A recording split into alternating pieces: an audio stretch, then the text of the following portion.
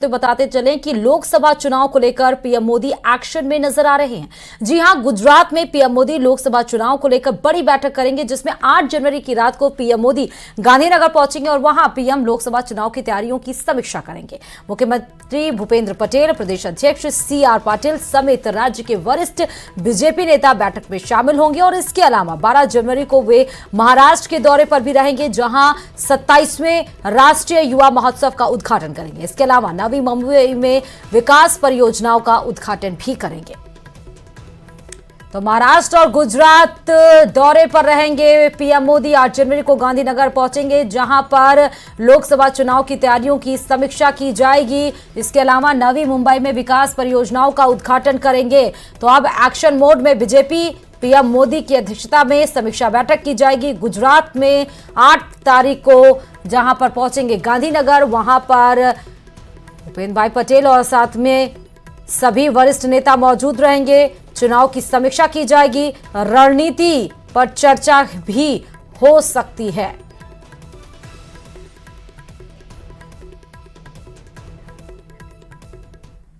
और भारतीय वायुसेना को बड़ी सफलता मिली है। दरअसल वायुसेना ने अपने C-130J सुपर हरक्यूलिस विमान को रात के समय कारगिल हवाई पट्टी पर उतारने में सफलता हासिल की है। इस दौरान वायुसेना के कमांडोज को भी सुपर हरक्यूलिस विमान में बैठाकर कारगिल भेजा गया। यह कमांडोज की ट्रेनिंग का भी हिस्सा था कि कैसे आपात स्थिति में उनकी जल्द से जल्द मोर्चे पर तैनाती की जा सकती है। वायुसेना ने लैंडिंग का वीडियो भी सोशल मीडिया पर साझा किया है। तो C-130J सुपर हरक्यूलिस की सफल लैंडिंग की गई है। कारगिल एयरफील्ड पर विमान की सफल लैंडिंग की गई है। यह भी एक प्रशिक्षण का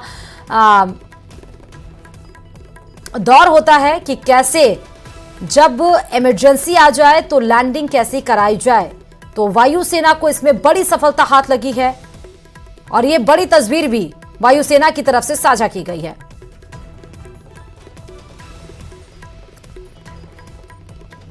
अगली खबर बलिया से है, जहां सपा सुप्रीमो अखिलेश यादव ने बड़ा बयान दिया है। कांग्रेस की भारत जोड़ो न्याय यात्रा पर अखिलेश यादव ने कहा कि उम्मीद है यात्रा से पहले इंडिया गठबंधन में सीटों का बंटवारा हो जाएगा। अखिलेश यादव ने कहा कि सभी दल चाहते हैं कि यात्रा से पहले टिकटों का बंटवारा हो जाए। अखिलेश ने कहा कि ऐसा होता है तो सभी यात्रा में मजबूती से सहयोग करने के लिए निकल पड़ेंगे। अभी तो ये कांग्रेस की ही यात्रा है और हमें उम्मीद है कि जितने भी विपक्ष के दल हैं, जिसमें बंगाल में मुख्यमंत्री जी आदरणीय ममता बनर्जी जी, बिहार और जितने भी देश के दल हैं जो कांग्रेस पार्टी के साथ गठबंधन करके लड़ना चाहते हैं, हमें उम्मीद है यात्रा से पहले उन्हीं सभी प्रदेशों की सीट का बंटवारा हो जाएगा, जिससे लड़ाई और मजबूती से लड़ी जा सके। और वहीं नीतीश कुमार को संयोजक और खुद को इंडी गठबंधन के चेयरपर्सन बनाने के सवाल पर कांग्रेस अध्यक्ष मल्लिकार्जुन खड़गे ने बड़ा बयान दिया। उन्होंने कहा, ये कौन बनेगा करोड़पति जैसा सवाल है। कौन बनेगा करोड़पति बोले जैसा ये क्वेश्चन आपने जो पूछा है, जब हमारी बैठक होगी उसमें किस ढंग से कौन सा पद किसको लेना है उसमें तय हो जाएगा, अभी 10-15 दिन के बाद। अब दूसरी चीज ये है कि ऐसी कोई बात नहीं है कि सभी लोग कि हर एक के ऊपर सहमति बताई है और यूनाइटेडली काम कर रहे हैं, तो उसमें कोई गड़बड़ नहीं है। आप चिंता मत कीजिए, आप हमारे साथ रहिए। और रामलला की प्राण प्रतिष्ठा कार्यक्रम को लेकर देश भर में तैयारियां धूमधाम से चल रही हैं। रामलला की प्राण प्रतिष्ठा पर बीजेपी अल्पसंख्यक मोर्चा ने दिल्ली में दरगाह और मस्जिदों में दीप जलाने का फैसला लिया है। बीजेपी अल्पसंख्यक मोर्चा ने योजना बनाई है कि दिल्ली के जामा मस्जिद, निजामुद्दीन दरगाह, कुतुब मीनार इलाके समेत पूरे दिल्ली के 36 दरगाहों और प्रसिद्ध मस्जिदों में दिवाली मनाई जाएगी और 12 जनवरी से 22 जनवरी तक बीजेपी अल्पसंख्यक मोर्चा पूरे देश में दीप जलाने का कार्यक्रम चलाएगा।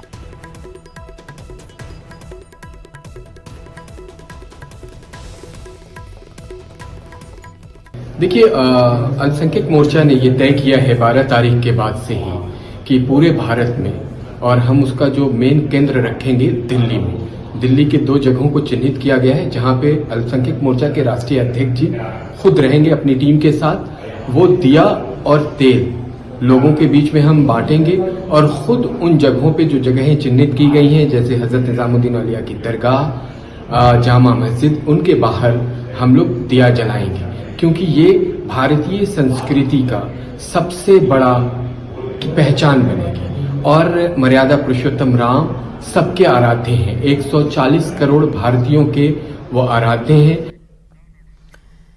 और श्री राम मंदिर तीर्थ ट्रस्ट प्राण प्रतिष्ठा की तैयारी जोरों से हो रही है। ट्रस्ट के महासचिव चंपत राय के मुताबिक 16 जनवरी से प्राण प्रतिष्ठा कार्यक्रम का अनुष्ठान शुरू हो जाएगा और 18 जनवरी को रामलला की मूर्ति को गर्भगृह में उनके आसन पर विराजमान किया जाएगा। इसके साथ ही उन्होंने बताया कि रामलला की बनाई गई 2 अन्य मूर्तियों को ट्रस्ट अपने पास रखेगा। सभी मूर्तियों का उचित सम्मान किया जाएगा।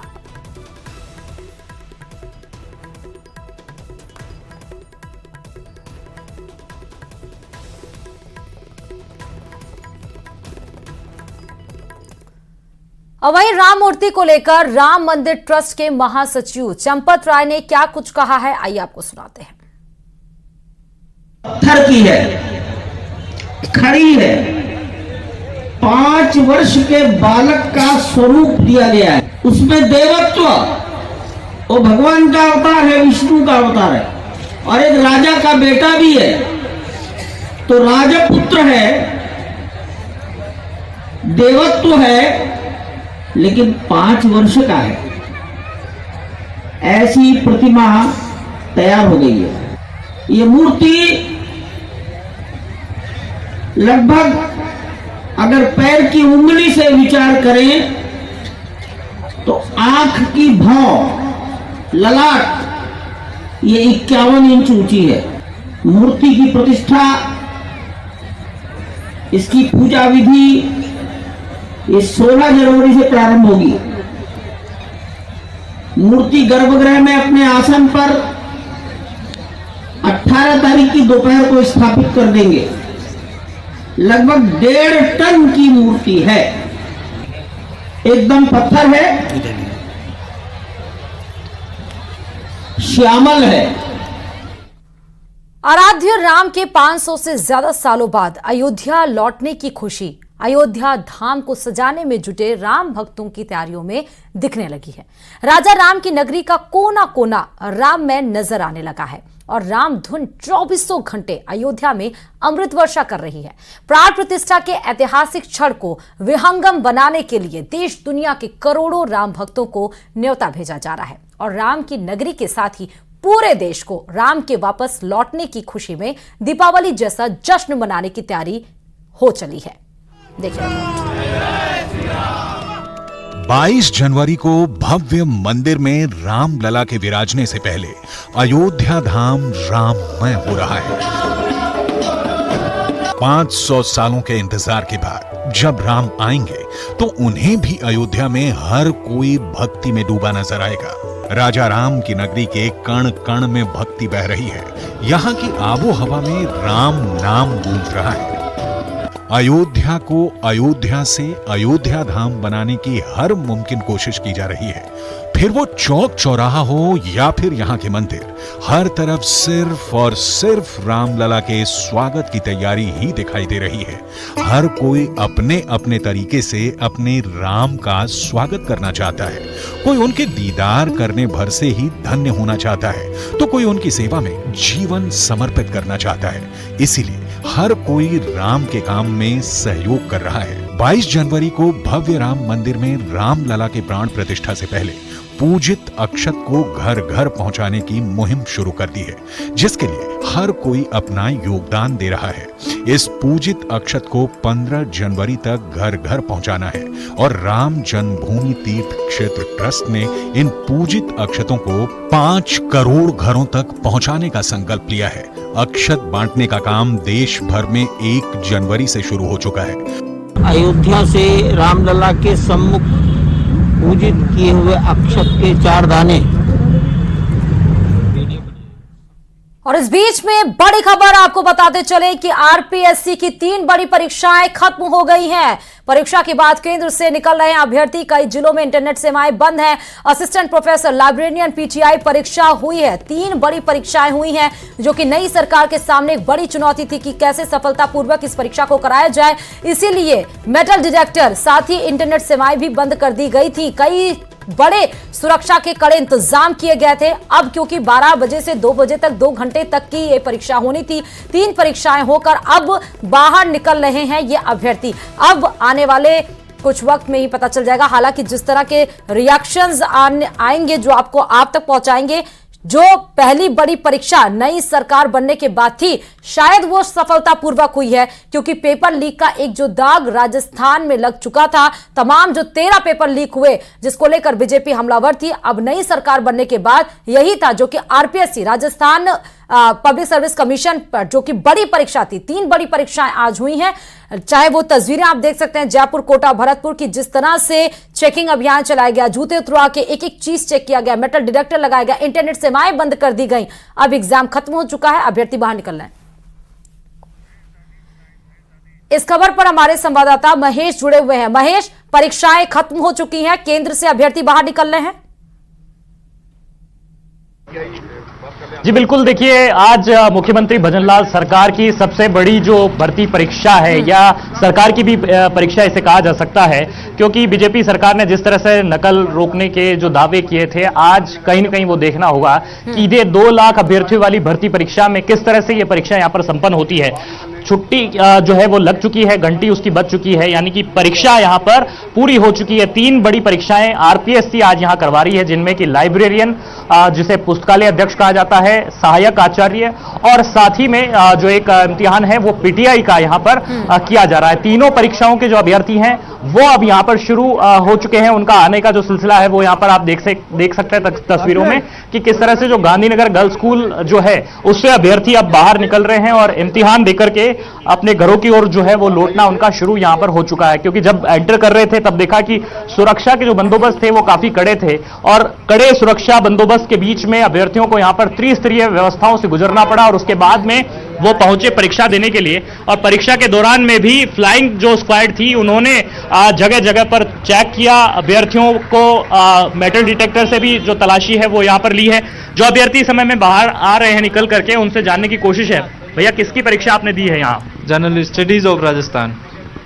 किस पद के लिए आपने? Assistant professor. असिस्टेंट प्रोफेसर के लिए। कैसा रहा आपका इम्तिहान? पेपर अच्छे लेवल का था, और करंट अफेयर्स का काफ़ी अच्छा लेवल रहा, और बाकी 50% के लगभग एवरेज भी था पेपर, बाकी 50% अच्छे लेवल। क्या उम्मीद लग रही है अब आपको इससे? अब ये 3rd पेपर था, तो ये तो क्वालिफाई हो जाएगा, आगे देखते हैं, आगे फिर आगे ये पेपर आप क्वालिफाई कर जाएंगे? हम बिल्कुल कर जाएंगे सर। अच्छा पेपर था, इकोनॉमिक रिव्यू वगैरह बढ़िया, स्टैंडर्ड पेपर था। स्टैंडर्ड पेपर कहेंगे इसे?